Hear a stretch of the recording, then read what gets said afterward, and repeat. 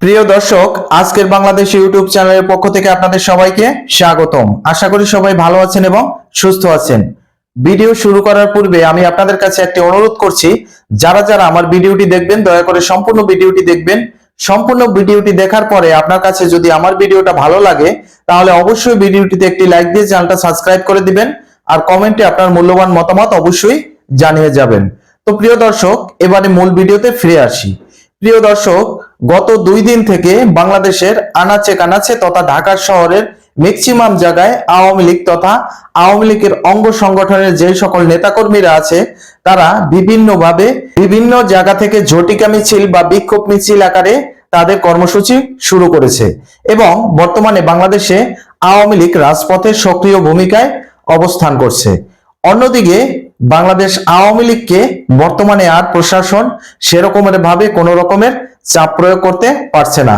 আপনারা অবশ্যই এই বিষয়ে অবগত আছেন যে বর্তমানে রাশিয়া এবং আমেরিকা থেকে অনেক উচ্চ পর্যায়ের একটা টিম বাংলাদেশে অবস্থান করছে। যেমনি রাশিয়া থেকে একটা টিম অবস্থান করছে, অপরদিকে আমেরিকা থেকেও একটা উচ্চ পর্যায়ের টিম বাংলাদেশে অবস্থান করছে। সরকারের তরফ থেকে বা গণমাধ্যমে এই বিষয়ে কোনো কিছু জানানো না হলেও আমার ধারণা থেকে আমি আপনাদের বলছি, এটা এই রাশিয়া থেকে যে টিম আসছে এবং আমেরিকা থেকে যে টিম আসছে তারা অবশ্যই বাংলাদেশে আওয়ামী লীগকে পুনঃপ্রতিষ্ঠা করার জন্য আসছে, এতে কোনো সন্দেহের অবকাশ নাই। প্রিয় দর্শক, আপনারা জেনে থাকবেন যে আমাদের সেনাপ্রধান জেনারেল মোহাম্মদ ওয়াকারুজ্জামান কিছুদিন পূর্বে রাশিয়া সফর করেছেন এবং রাশিয়া সফর করে এসে তিনি আমাদের প্রধান উপদেষ্টার বাসভবন যমুনায় গিয়ে তার সাথে একান্ত সাক্ষাৎকার করেছিলেন। সে বিষয়েও গণমাধ্যমে কোনো রকমের কোনো সংবাদ সম্মেলন বা কোনো রকমের কোনো খবরাখবর ছাপানো হয়নি, কারণ এগুলা অত্যন্ত আভ্যন্তরীণ বিষয়। অপরদিকে ইন্ডিয়ান মিডিয়া যদি লক্ষ্য করেন তাহলে তারা যেগুলা বলছে সেগুলা অতিরিক্ত বলছে, কিন্তু তার বিনিময়ে এটা না যে কিছু একটা নাই। একটা কথা মাথায় রাখবেন, কিছু ঘটলে তবেই কিছু রটে, না ঘটলে কিছুই রটে না। অর্থাৎ ইন্ডিয়ান মিডিয়ারা যে এত কিছু রটাইতে আছে তাদের অবশ্যই কিছু ঘটছে। বাংলাদেশের সমস্ত মিডিয়া এবং বাংলাদেশের মানুষ এর আগে দাবি করত যে ইন্ডিয়ান মিডিয়া নাকি অপপ্রচার করে। তাহলে ইন্ডিয়ান মিডিয়া যদি অপপ্রচার করে তো ইন্ডিয়ান মিডিয়া তো অনেক আগে থেকেই এটা বলে গেছে যে ভারত বাংলাদেশের যুদ্ধের আশঙ্কা। তাহলে কেন ভারতীয় সীমান্তে যে 7 সিস্টার আছে তথা চিকেন নেকের উপরে রাশিয়ার দেয়া S-400 অস্ত্র মোতায়েন করলেন এবং বাংলাদেশ ভারত সীমান্তে যুদ্ধ বিমান মোতায়েন করলেন এবং বাংলাদেশ ভারত সীমান্তে প্রতিরক্ষা ভারতীয়রা 3 থেকে 4 গুণ বাড়িয়ে দিলেন? যদি ভারতীয় মিডিয়ারা এ ধরনের অপপ্রচারই করে থাকে তাহলে কেন আবার এটা ঘটলো? অপরদিকে আমাদের বাংলাদেশি মিডিয়ারা যেভাবে অপপ্রচার করে, তারা যেই সরকার যখন যে ক্ষমতায় থাকবে তার পাচাটা শুরু করে। এরা এক ধরনের পাচাটা দালাল। আওয়ামী লীগ সরকারের পতনের পরে আওয়ামী লীগকে স্বৈরাচার আখ্যা দিতে ভুল করেনি এদেশের কোন গণমাধ্যম। আমার প্রশ্ন এই দেশের সমস্ত প্রথম সারির নিউজ মিডিয়ার কাছে যে যখন আওয়ামী লীগ সরকার এই দেশে থেকে এই সকল অপকর্ম করছে তখন কেন তারা এর প্রতিবাদ করে নাই?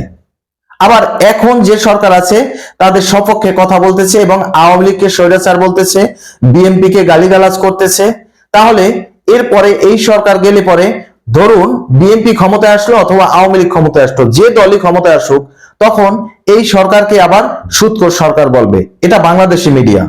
এবারে চলুন দর্শক দেখে আসি বাংলাদেশের বাড্ডা তথা রামপুরায় কি ধরনের ঝটিকা মিছিল আওয়ামী লীগ তথা তার অঙ্গ সংগঠনের নেতাকর্মীরা রাজপথে অবস্থান করেছিল।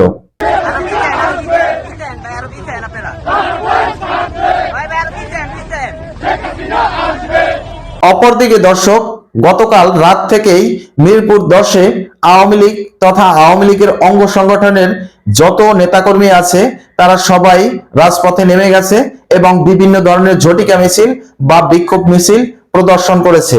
চলুন দেখে আসি তার ভিডিও চিত্র।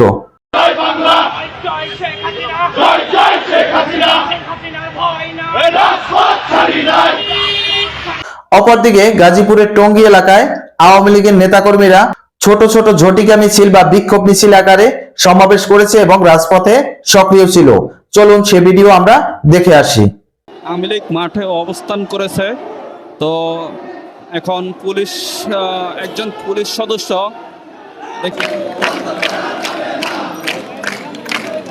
অপরদিকে সাভার নবীনগর এলাকায় আওয়ামী লীগের নেতাকর্মীরা বিক্ষোভ মিছিল প্রদর্শন করেছে, তার ভিডিও চিত্র দেখে আসি।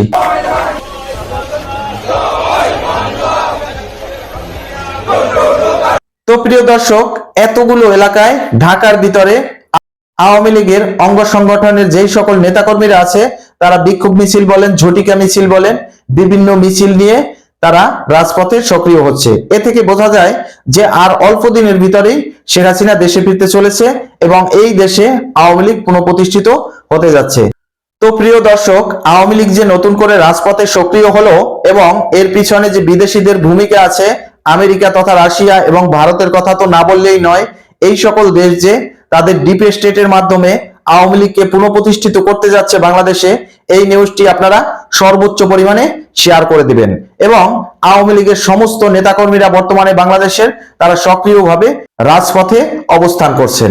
প্রিয় দর্শক, শেখ হাসিনার ইমিডিয়েট কালের যতগুলা অডিও বার্তা আপনি শুনবেন, প্রত্যেকটা অডিও বার্তায় তার কথার ভিতরে দেশে ফেরার একটা টোন খুঁজে পাবেন এবং তিনি সবসময় তার অডিও বার্তার ভিতরে এসব কথা বলে থাকেন যে আমি খুব শীঘ্রই দেশে ফিরবো, দেশে ফিরে দেশে যেই ধরনের খুন খারাপি, চুরি ডাকাতি, ছিনতাই, রাহাজানি, হত্যা, ধর্ষণ এগুলা যাই হয়েছে আমি তার বিচার করব এবং আমি দেশে ফিরে আসব।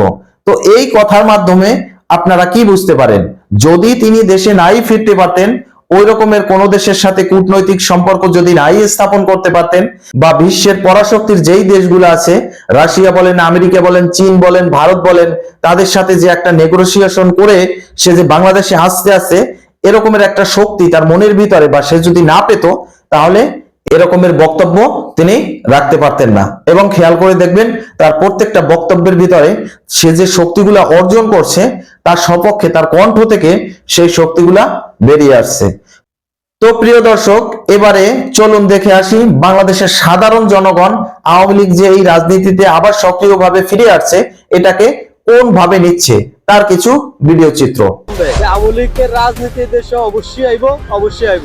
এখানে প্রমাণ করতে চায় যে এই ঢাকা আওয়ামী লীগের সরকার সরকার তারাই দিয়ে এখন দেশে এমন অবস্থা গরিব মানুষ না খেয়ে মরতেছে।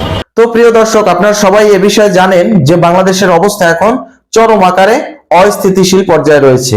ভারত বাংলাদেশের সম্পর্ক যেন যুদ্ধ বাঁধে বাঁধে এরকমের একটা সম্পর্কে পরিণত হয়েছে। অপরদিকে দ্রব্যমূল্যের দাম যদি আপনি বলেন, বাংলাদেশে এখন দ্রব্যমূল্যের দাম আকাশ ছোঁয়ার সমান হয়ে গেছে। অপরদিকে রিজার্ভ কমে যাচ্ছে। প্রথম আলোতে একটা প্রতিবেদন দেখলাম যে বাংলাদেশের রিজার্ভ 10,000 কোটি ডলার এখন বাংলাদেশে নাই, অথচ সরকারের পক্ষ থেকে বা কোনো গণমাধ্যমের পক্ষ থেকে এটা নিয়ে কোনো প্রশ্ন করা হচ্ছে না। এজন্য বাংলাদেশের অর্থনীতি এখন দেউলিয়ার পথে।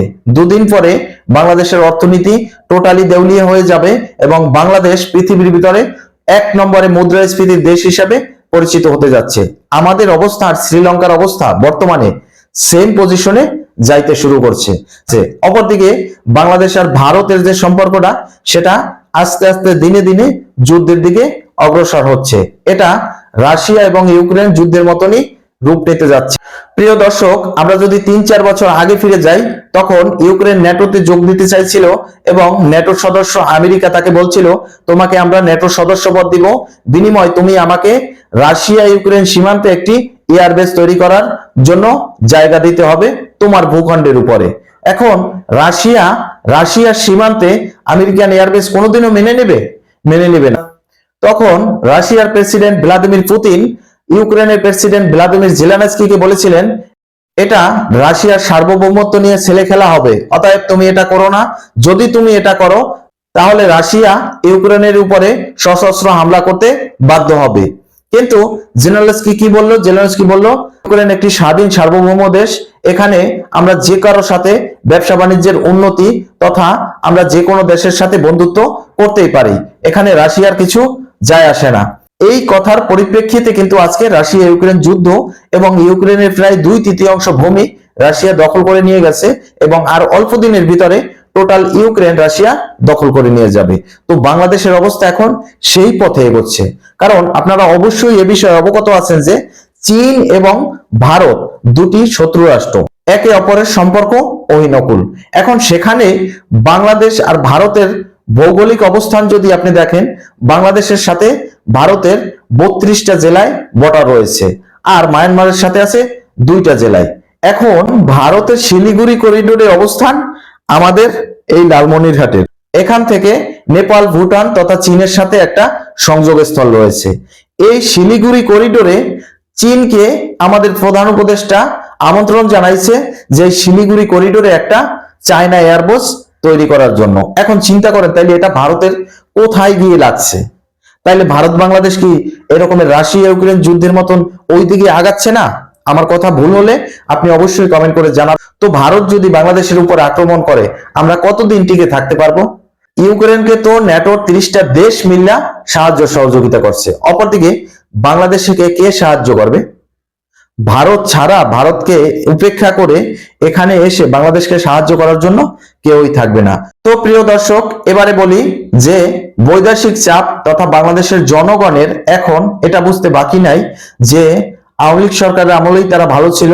এখন তো জনগণ স্পষ্ট ভাবে বলে যে ওই স্বৈরাচারের আমলেই ভালো ছিলাম, আমরা স্বৈরাচারের আমলেই থাকতে চাই, আমরা সেই স্বৈরাচারকে ফেরত চাই।